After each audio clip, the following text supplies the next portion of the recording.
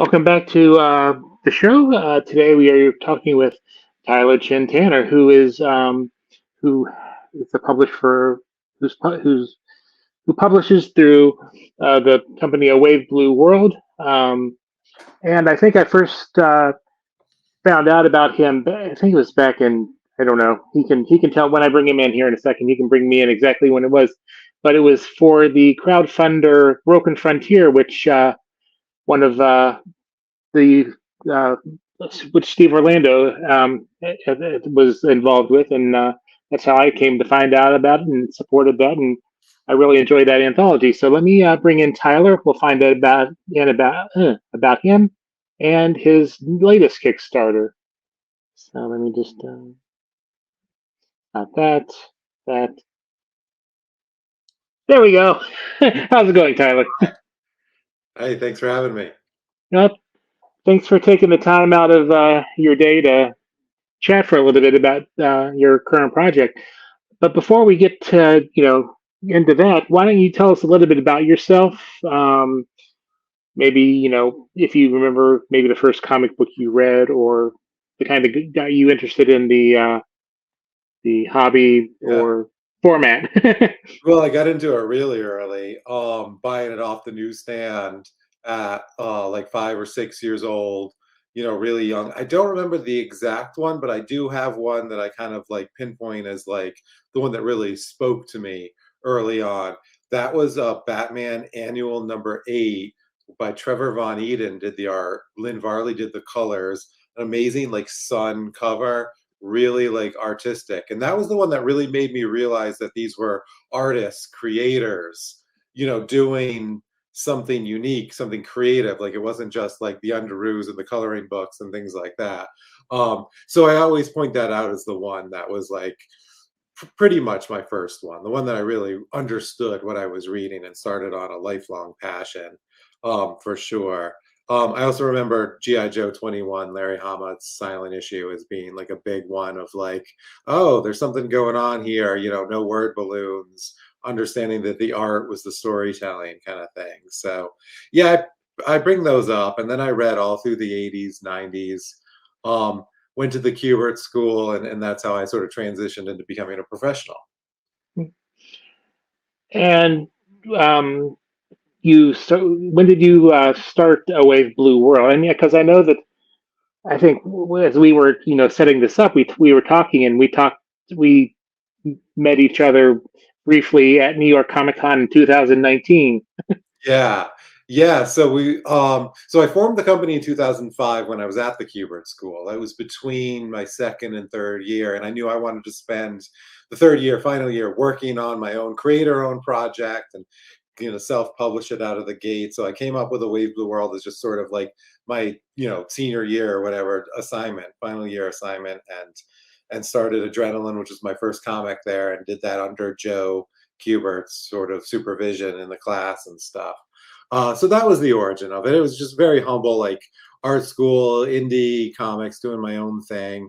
And it was, it grew from there. I didn't necessarily know whether I was going to stick with the independent publishing or become like an imprint, or if I'd eventually move to being published by somebody else or work for hire kind of thing. But yeah, I kind of grew from there. And then I was writing for Broken Frontier. You had brought up on the intro. Broken Frontier is a news site, and they wanted to do an anthology. This was just when Kickstarter was becoming a thing.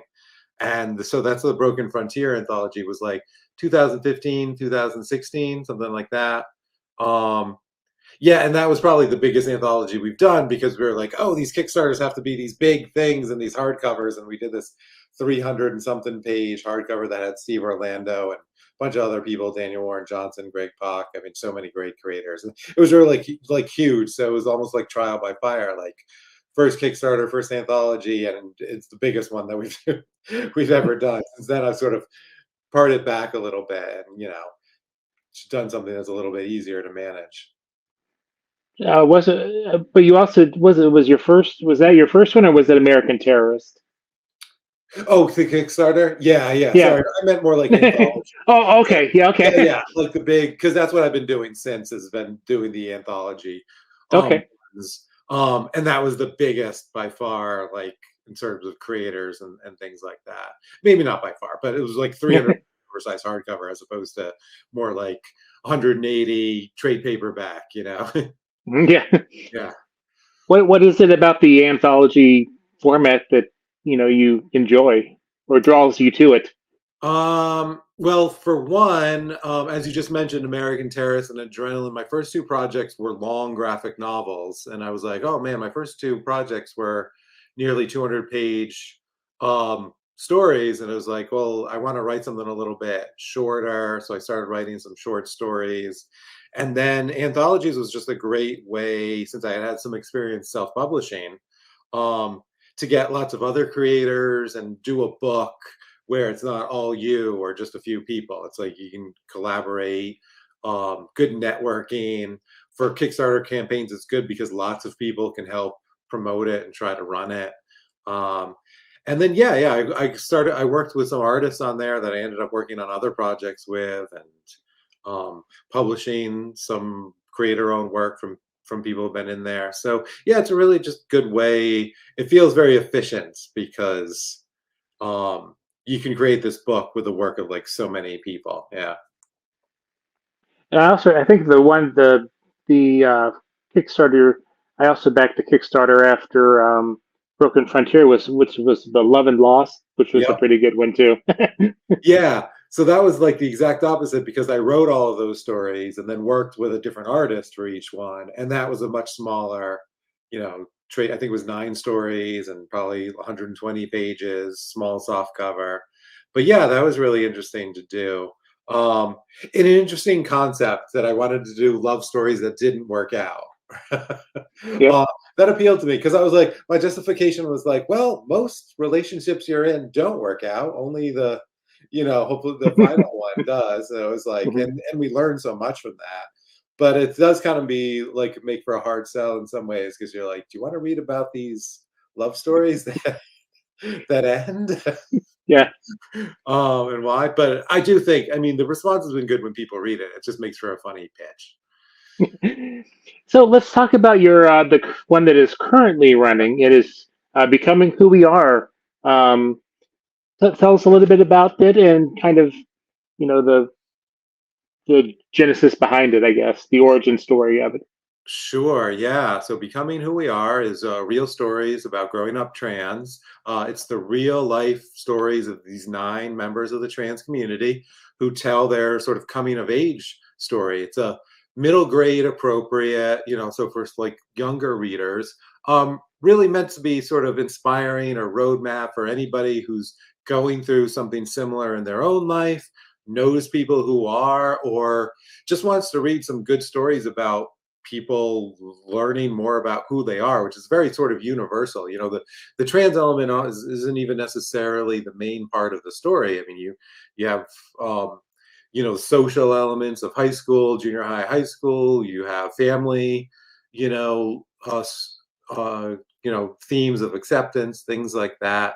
So I really thought, I mean, that was the one thing that hit me when I was reading the pitch for it.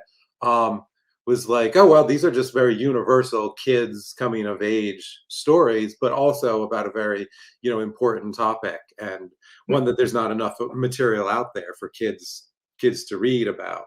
The person who brought it to me is going by a pseudonym, Sammy Lisel, because their own child's going through the process and just wanted some privacy, but didn't want this project out here. We also have Hazel Newlevant, who works for us as a social media coordinator and non-binary themselves. So they're co-editing it along with, they drew the cover, they did the logo, and they have a story inside it as well. So they're very much involved.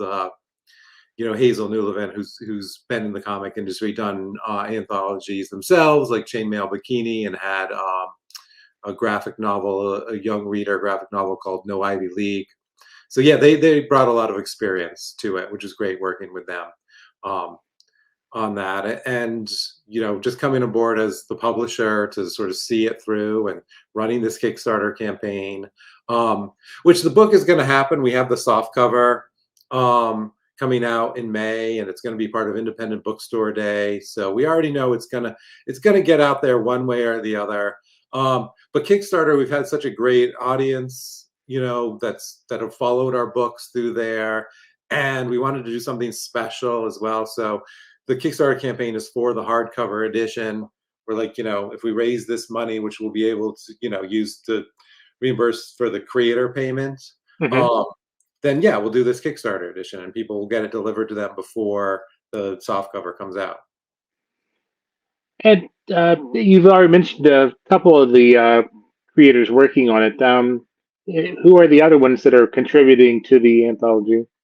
Oh yeah, you know what? I should have opened up that list, but Cynthia Yuan Cheng, if I'm getting that right, did one of the stories, and they have a good audience from sorry, let me just open this up real Sure. fast.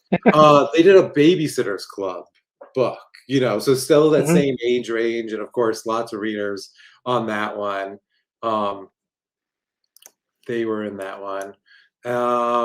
Let me see. Offhand, I'm trying to remember who else.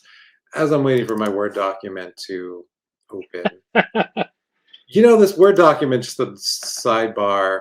You know, they every time I try to open up Word, it's always like takes a little while because it's all like I have a Word subscription or whatever now. Yeah, let me just run down real fast. We've got Naomi Rubin, Victor Martins, Sunmi, Ravi Texiera, Higu Rose, Cameron White, and Sage Coffee are the other artists.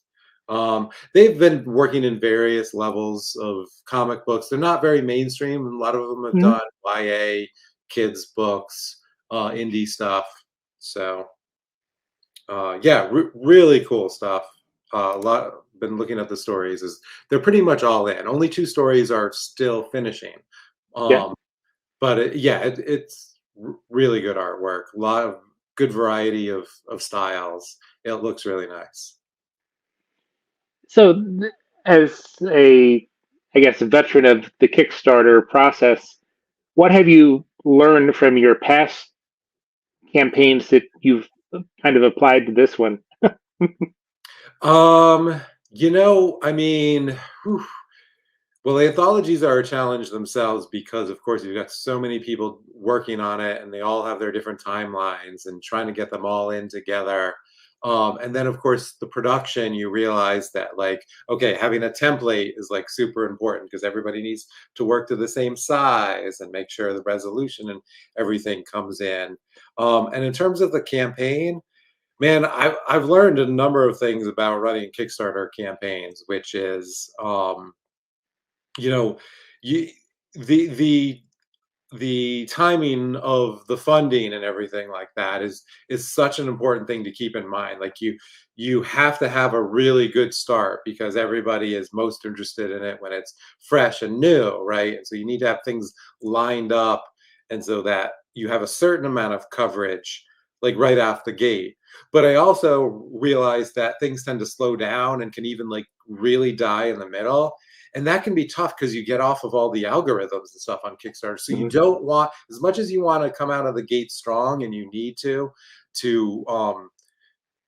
get a certain amount, like you really want to jump out to like 20, 30, 40% right away, but then you don't want to die either. So like we did have to like restrain ourselves a little bit and sort of pace it out, and we had some coverage come out at the end of the first week and then the second week, and then we had the videos, and we want to pace it out, and we've been nice and steady. So even though we have like a bit of a gap with a week left, um the fact that we've always remained one of the top projects in their algorithm has been Mhm. good. And the other thing I was going to end on is that Kickstarters love like the rally at the end, right? Like you don't want to leave too much to chance or have too big of a gap, but I've seen it. If you get, 2/3 of the way in with like a week left or a few days left, people do like to be part of like a rally. At least that's what I'm hoping on for, because we want to close that gap at the end. But we're getting close to 60% now, and it keeps on chugging along. So when we start next week, when we're like, a third of the way to go, like I feel pretty good about making that final push. And for, because this interview will go out tomorrow in the weekly Yeah. crowdfunding corner that I write for comicwatch.com, and we like supporting projects like this, not only because it has a great social message, and even, and it's indie creators and stuff like that. But what can people who have been looking at the project or have just found this project, what can they get when they support the campaign? Right. Well, as I mentioned, the hardcover exclusive is something that's just part of this Kickstarter. So if you want to get something that you won't be able to get or won't be in stores next summer, you can get the hardcover edition, and we've kept that fairly economically priced. I think it's a $25 reward. But we also have the soft cover. If you just, doesn't matter about the hardcover, that's 20. And then digital, we have the digital at 12, and then a deluxe one with some of our anthologies. So you can do that, or you can go for other things, like we have the book plate, which actually last I saw there's only 4 left because we limited that to 50 copies. But if this goes live tomorrow, maybe there'll be those last couple if people want to jump on that. That's a signed book plate with 5 of the creators signing it. So yeah, there's that. And then besides like the retailer tiers, it's pretty much, we're just like the book. I'm mostly like book focused on the Kickstarters. Don't do too many things beyond that. So yeah, that's basically digital, softcover, hardcover. You get your Yep. options. Mm-hmm. Nice. Well, as we kind of because I don't want to keep you too long. Is there anything maybe that you wanted to make sure that people knew about that maybe we hadn't talked about the project or the campaign? Ooh, I think we just covered the highlights. Yeah, I mean, I just really, if people want to get on it now, I think they're really going to enjoy it. Like I said, it is going to come out regardless, but being part of our Kickstarter campaign, not only will you get a little bit earlier, but we're going to be continuing doing updates, sharing the progress, and letting you know about it. So I really do think that, we've done enough Kickstarters, and I've delivered enough that people are satisfied. They enjoy being part of the process. So yeah, we appreciate our backers, and I really do think it's worthwhile for people to hop on now, and they'll feel like they get something out of it for sure. And I know you're probably laser focused on this project right now, but do you, anything in the works that to be on the watch for? Or Yeah, well, we're gonna have a very exciting 2024 and even beyond. We work so far ahead as publishers. We have the Sharp Wit and the Company of Women anthology coming out for March of next year. That's a really cool anthology. That's sort of like an empowerment of women throughout history, told mostly through the use of pointed weapons. So it's got a fantasy, pirate, war kind of like feel to it. Like, how have women throughout history been a part of these genres that normally they haven't been included in? That's a really neat anthology. And then I'm bringing back the 3rd volume of my fantasy series, Mezzo, in May, and I'm super excited about that. I think that'll be a lot of fun. Some new creators, which we'll announce, some new cover artists on that. And yeah, I just think it's a great series. So I'm excited to have more people. I've been working hard getting volume 1 in people's hands. And then volume 2, they usually follow up on that. And I'm like, and volume 3 will be summer 24. So yeah, no, I'm super excited about that. And that's what I can talk about, but we do have some really cool ones lining up for 2025 too. So, stick with us. well, we'd love to have you back next year when when you're getting ready to get those other projects out. Yeah, no, sure. Anytime. Happy to hop on. So, as kind of as we wrap up, can you kind of give a final pitch for the campaign, and where people can find you or Awake Blue World on the social media? Yeah, sure. Well, Becoming Who We Are is the name of the anthology. It's real stories about growing up trans, which is such important to have that content out there for the kids who need it. I think anybody would enjoy reading it because these are just very universal coming of age, dealing with life discovering who you are type like stories. And we run a great campaign, and you're gonna get your book, and you're gonna get updates. So like it'll be worth being involved. It's on Kickstarter now. Just look in anthologies. It's the most popular one, or just search Becoming Who We Are. You can find us at Wave Blue World is the name of the company. Facebook, Twitter, Instagram. Just I know the name is confusing. Twist off of Brave New World, but it's a Wave Blue World. Yeah. I mean, I've been following you guys for a couple years now, but I still get it mixed up in my mouth when I'm trying to say it. But that's just part of it. It's memorable. Yeah, I really don't like it, but I'm like, at least you remember me. I mean, one, I've been doing this too long to change it now, but like, I'd rather be like the hard to remember than the forgettable, you know? Well, I just get the I want to say like a blue wave world or something. Yeah, So, all the time. You know, it's not like anybody here minds, or I'm going to be like, you know, get it right. And then he unfriended me on Facebook. No, I've got like formal like documents the wrong name. I'm just like, oh, I hope that's okay.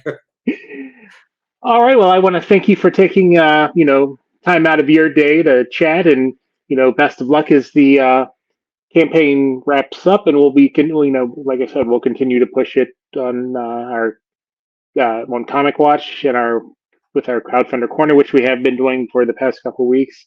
I wish I'd found it sooner.